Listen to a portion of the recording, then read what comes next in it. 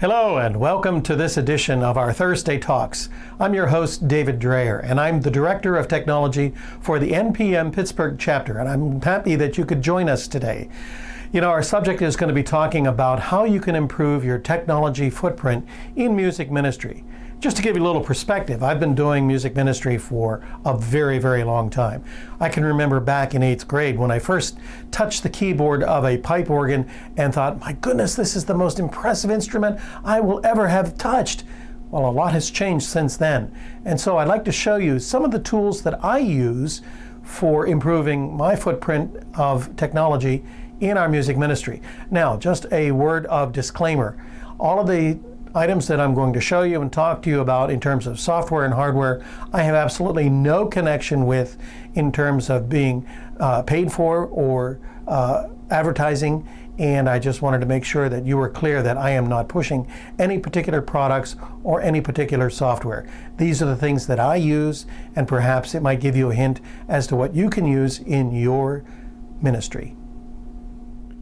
Okay, just to start off with, let me just show you some of the resources I have here, and I'm sure your office probably looks very similar.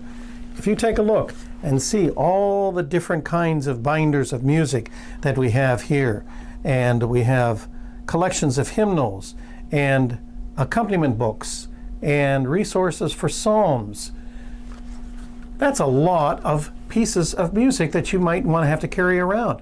How about all of the wonderful things that you have in your file drawer? I'm sure many of you have file drawers for your various choirs and ensembles that look like this.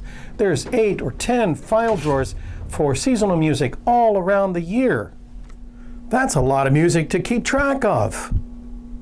What if I told you that all of this music and all that you saw in my files could all be stored in this one thin little instrument called my iPad?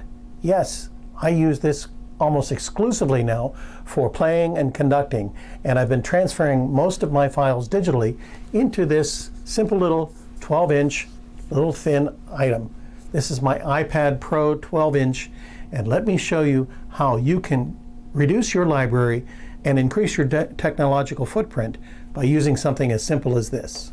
Now, I know you're probably saying, Dave, I don't have the budget for that kind of an item, but I'm telling you, I got this as a refurbished unit along with my Apple Pencil so that I can make notations and do all kinds of fun things on here for my music so that I keep track of where I am for repeats, for doing all kinds of things with my choir notations as well.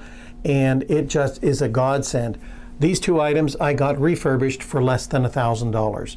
And I want to tell you, it will definitely save time and energy for you. Now, the other thing you're probably thinking of is, well, you know, if you have to turn pages on this, how do you do that? Well, I'm going to show you the software that I use. It's called Fourscore. And I also have another item.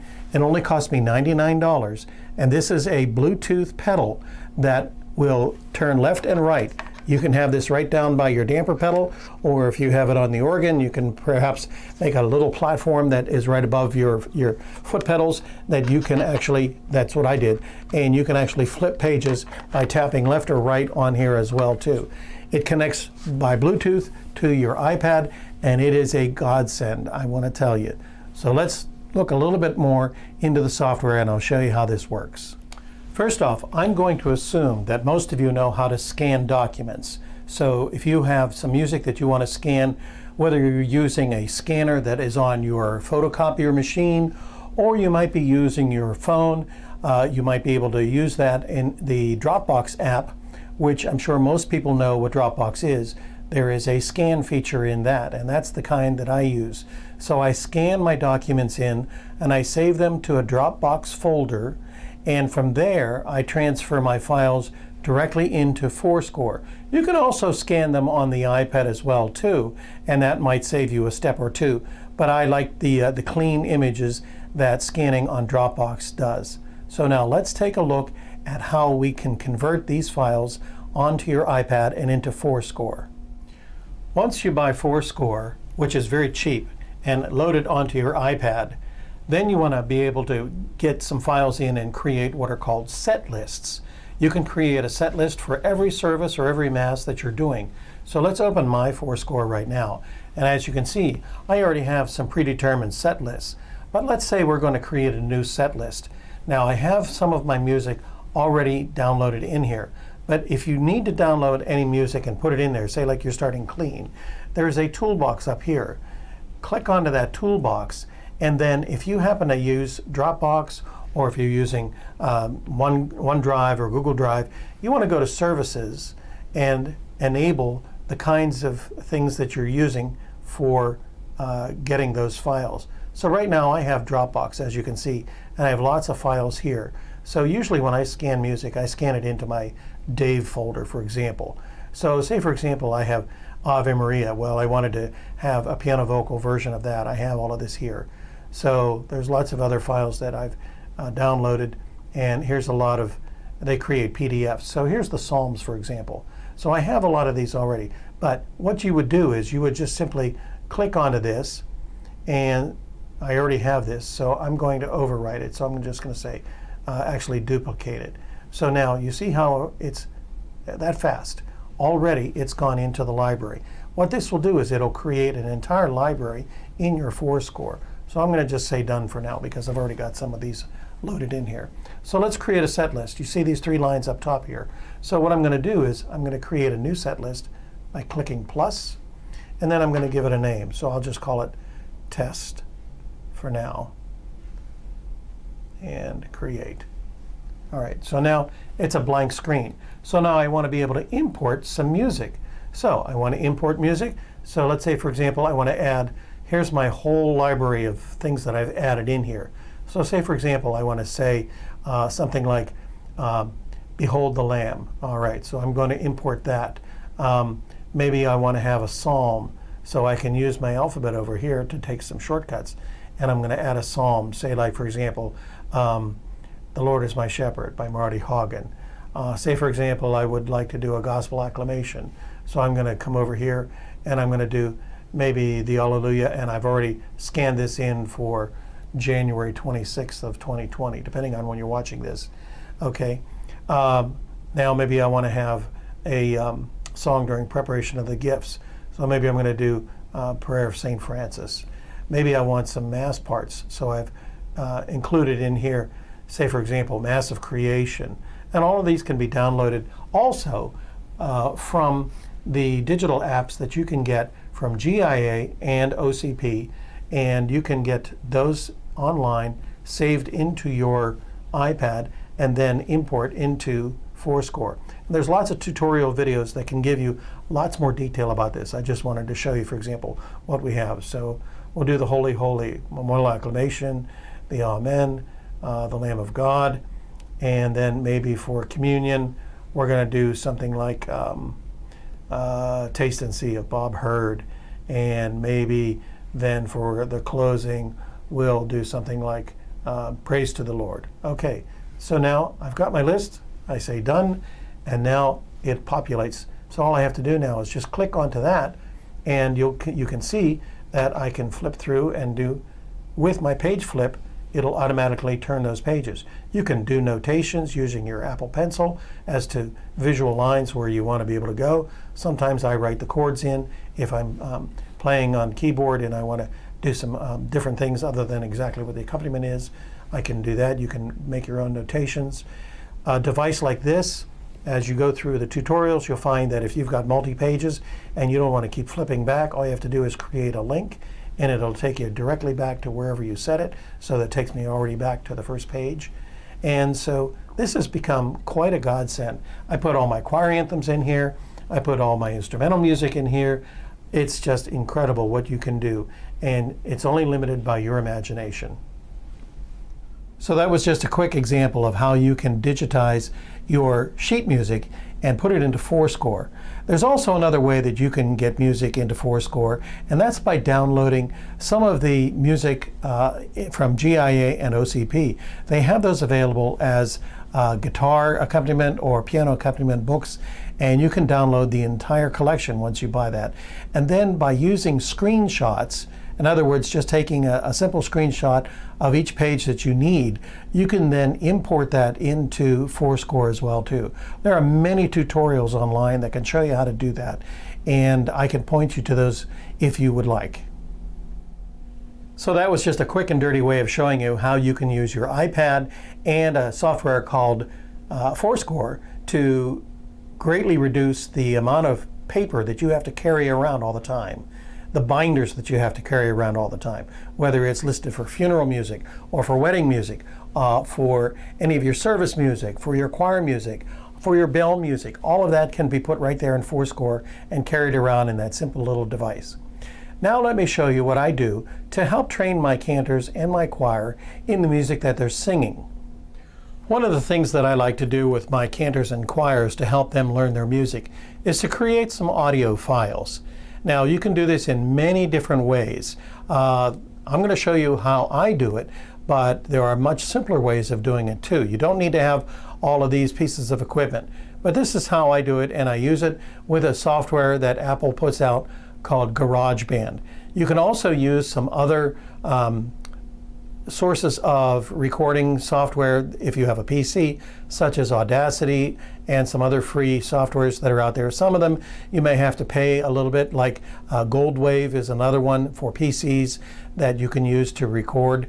You could also use the Windows Media Player as well to do that. So it all depends on how sophisticated you want to do. But here's how I do my recording for my choirs and cantor. So in order to make the recordings, I'd like to show you some of the equipment that I have in my office. Now, like I said, you don't have to go high-tech at all. You can do some very simple things. But here's what I use. First off, I have a digital keyboard here. This is a very old Roland, and it's served me very, very well for all these years. I have a Yamaha up in the church. You can see I have my iPad directly above that where I play my music.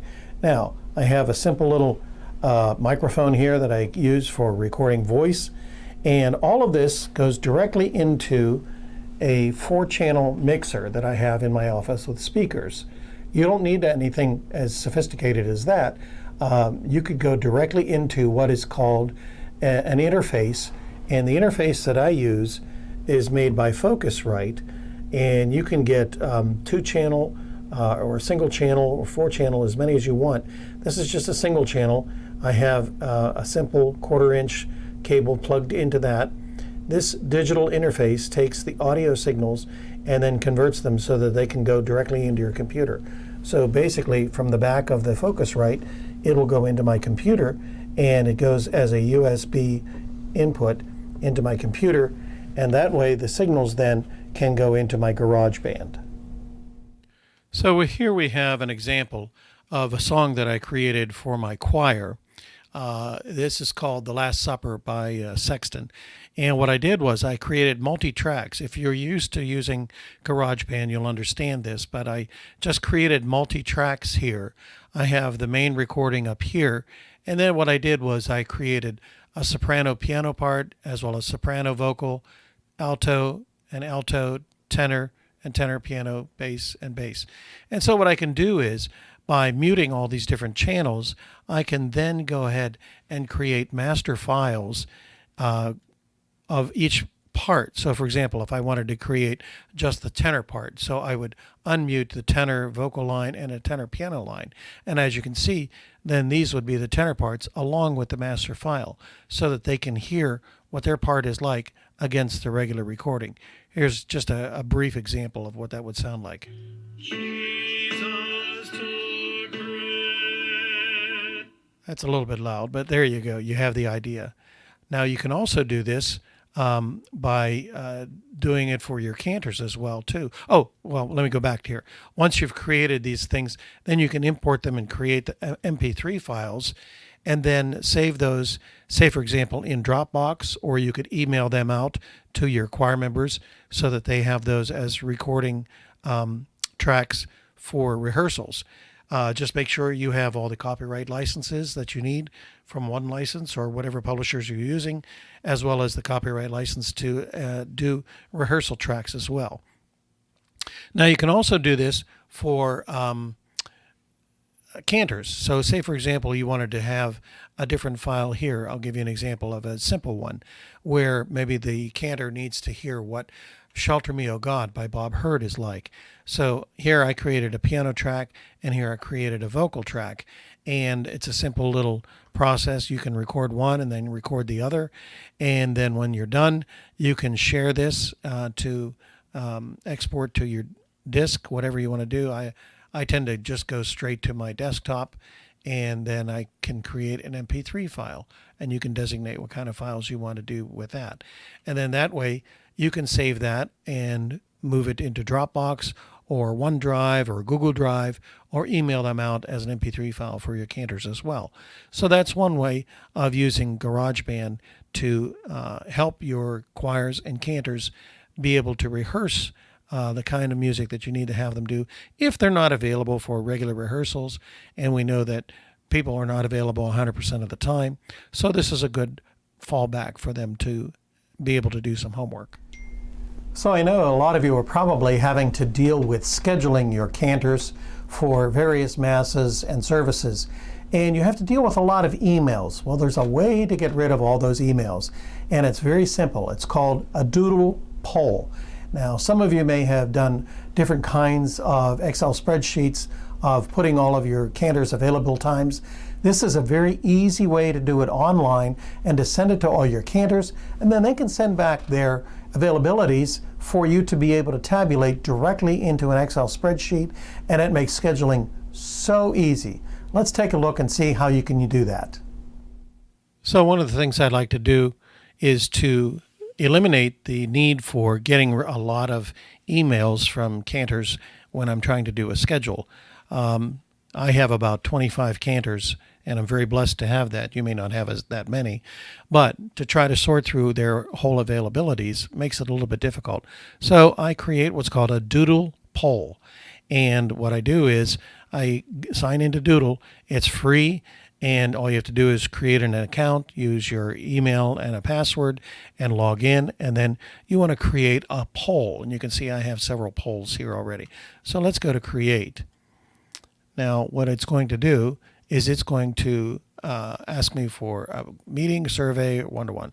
So what I want to do is a survey. So I'm going to create a whole month calendar. So say, for example, whoops, sorry about that. So I'm going to create a calendar that's going to say May Cantor 2020. Okay, I don't need a location and things like that. That's okay. So I've given it a title. Now, my options are to create it by month, week, or text. So I'm going to do a monthly poll, because what I want to do is I want to find out what their availabilities are for each of the masses we have.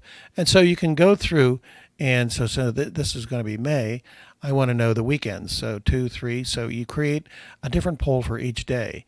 So I'm going to add some times here, and I'm going to say our first mass is at 4 o'clock. So I can scroll down here and say 4 o'clock. And then I want to add another one. So our next mass is at 5:30. So then I want to create 5:30. So now I want to be able to create one for the next day. So I need to have different times for each day. So here I'm going to get rid of this one. And so I'm going, whoops, sorry. Let's start that again. I'm going to change this to 8 a.m. And then I'm going to change the next one to 10 a.m.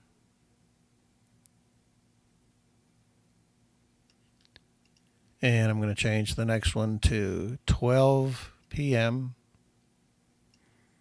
And then we have one of those god-awful Sunday evening masses. And that's going to be 5 p.m. So I can hit that. Whoops. And I'm done. Okay. So that gives me those 2 days. Now you do it for each one of these days that you're going to have masses. And then once you're done, so now what I'm going to do is I'm going to email this out. And so what I'm going to do is I'm going to put up in here all my emails. So say, for example, I'm going to send it to myself. and you just type in whatever your email is. Okay. And then it'll go out to whoever you want. And then they can get a response to you back by clicking on to the times that they're available. And then you will be able to get a printout as if it were an Excel spreadsheet of all the days and times of everybody that's available. And you have it all in one spot. Pretty easy. Well, one of the toys that I love to play with in terms of digital technology is how we control the sound in our churches for our liturgies using the various microphones and audio inputs that we have. And so I use another iPad that has a digital interface that goes directly to our soundboard. It's called QSYS, Q-SYS. And it is a wonderful software that will make your life so much easier. Let me demonstrate how this looks on our iPad. So this is my iPad that I use for controlling the sound system in our church. We have a digital sound system, and it's a lot easier to be able to pick this up, carry it around with me to the piano bench, to the organ bench, or wherever I need to go, and to be able to individually control the microphone levels of all these different. You can see that here I have mains 1 through 8, and then 9 through 16. You can see it changed a whole bunch of inputs there. I can control each of the individual microphones by using the sliders up and down. I can mute and unmute these things. I can change the levels of how it's going out into the main system itself, or I can change it so that it's going into different monitors, so that if I wanted the recording module, what levels that microphone level is going to be, the floor monitors or the altar monitors that we have. And so this way, I can do this with every one of the channels that we have here. We have the wirelesses here, so you can see it says W1, 2, 3, 4. Those are the wirelesses. I have my piano, my electric piano in there. We even have a CD player in here. I can control the levels of the main speakers as well too. And if it's at all possible for you to get any kind of a digital sound system and have an iPad like this, it's going to be a tremendous help for you in maintaining your microphone levels and the sound levels and improving the sound quality at all of your masses and your services. It's another way of balancing choir mics as well too. So say for example, here you can see I have choir levels here on these 3 choir mics. I have cantor mics over here.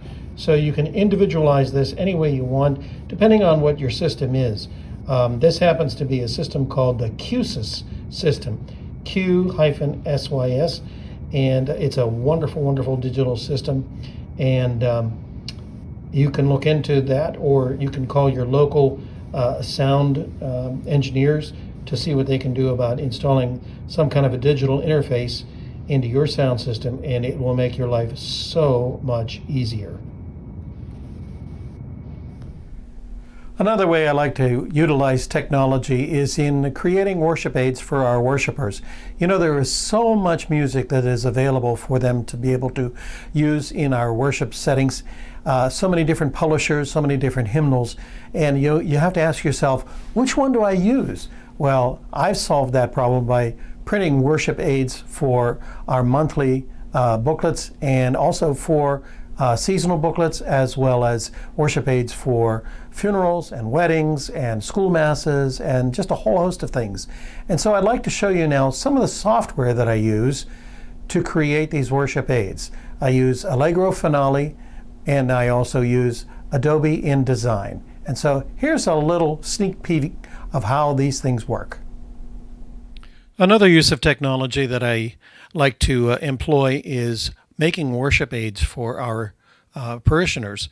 And there's a few steps that I use to create these. First of all, you'll see I have Finale. This is Allegro Finale. This is a software that I can use to write music.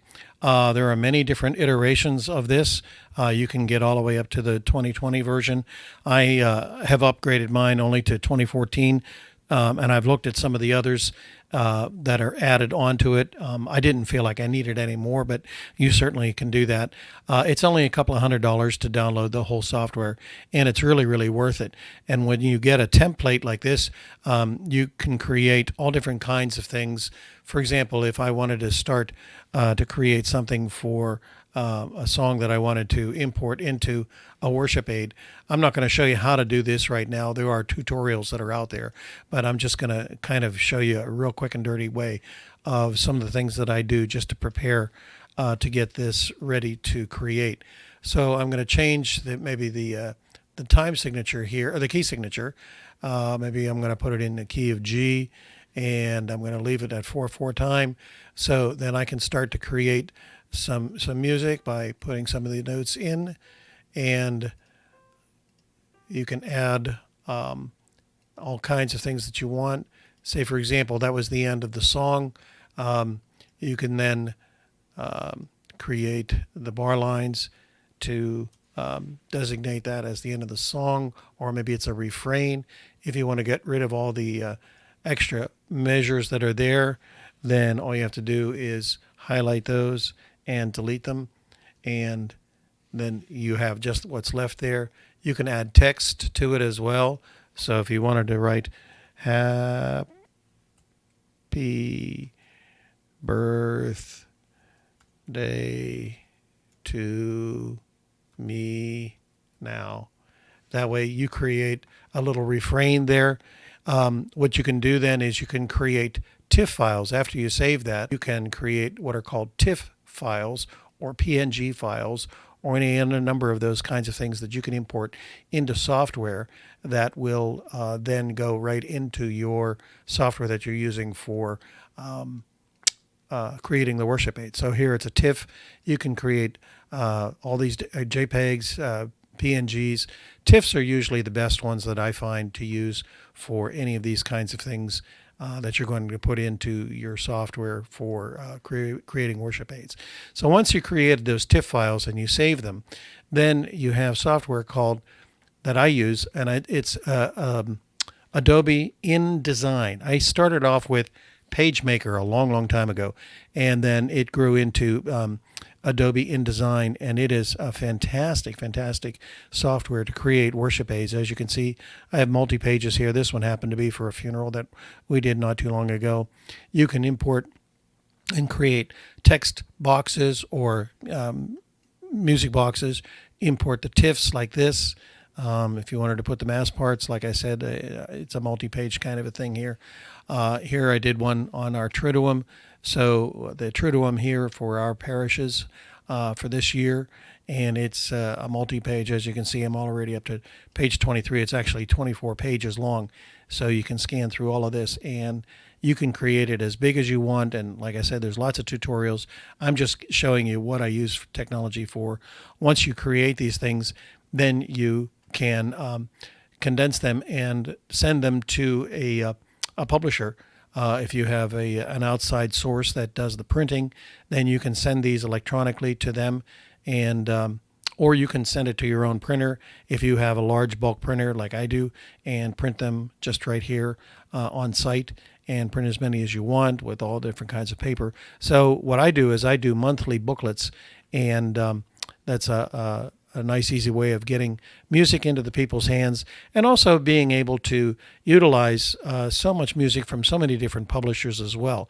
As long as you have the license, onelicense.net, or any other subsequent license like CLE or something that you might need to reprint any of this music. We have the permissions for it, and then you just have to report that to your one license publishers, so that once a month, then those royalties then can go to the various composers as well too. But it's a good way of having to do this and not having to have a whole lot of hymnals.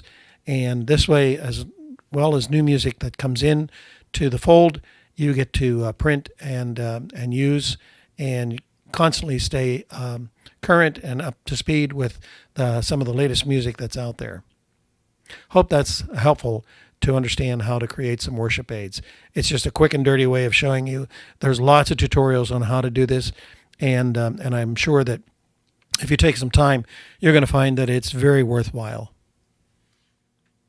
If you don't feel up to the challenge of creating some Allegro Finale files and TIFF files, there's another easy way, certainly, that you can use that. As long as you are a member of one license, you can actually download some of those TIFF files or GIF files, GIF files, as some people say. So I've already signed into my one license. I'm going to show you real quick how to do that. Up here in the search, just type in a hymn or a psalm. For example, I typed in Praise to the Lord. There are lots of different versions to choose from. I'm going to choose one that obviously everybody knows. In fact, if you're not sure, what you can do is hit preview here, and you can see this is the hymn that we all know and love. What I'm going to do now is I'm going to say, I want to download this so that I can import it into my worship aid. So GIF file works just as easily. I'm going to click onto that. You can see that it's downloaded over here. And so now I'm going to open it up, and it's going to show up on my screen.